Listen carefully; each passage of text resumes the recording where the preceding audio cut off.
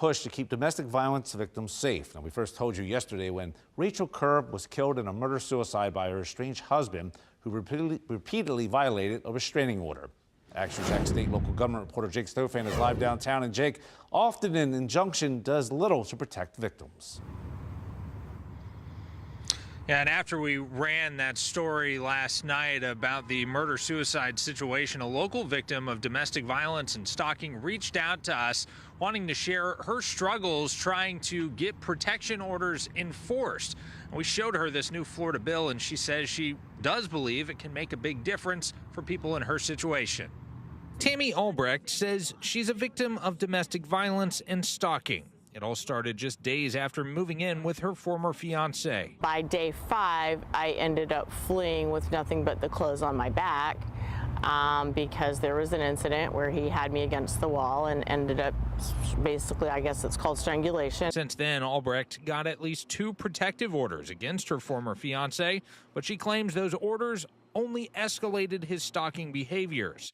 Despite documenting him violating the orders on multiple occasions, she claims law enforcement was little help. I had pictures of him as I'm driving down my street, him sitting there in his car.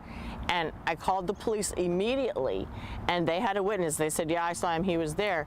And they still said, you know, take it to the judge. For many domestic violence victims, trying to fight back or escape abuse turns deadly. FDLE stats show of the 497 domestic violence victims killed in Florida between 2022 and 2024, 75% died after trying to leave their abuser. Leaving is the most dangerous time for a victim. This year, Democratic State Representative Deborah Tendrich has teamed up with Republican State Representative Danny Nix to try and protect domestic violence victims. Their bill allows, or in some cases requires, judges to order ankle monitoring for offenders when they're subjected to a restraining order, allowing law enforcement to see in real time whether they're in violation. A lot of times, victims will call law enforcement and say, he drove by my house, but there's no proof.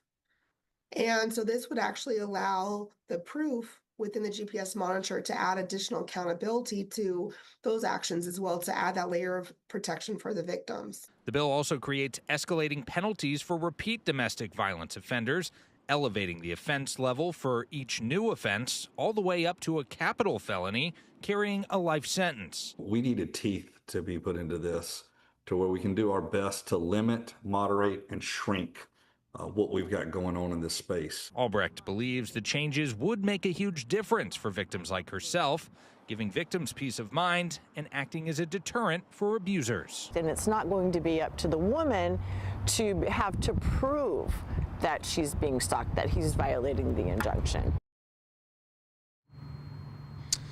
Now, the bill cleared its first committee stop in the House on Wednesday. It has 3 more stops in that chamber and 2 more in the Senate before reaching the chamber floors. For local coverage you can count on live downtown, I'm Jake Stofan,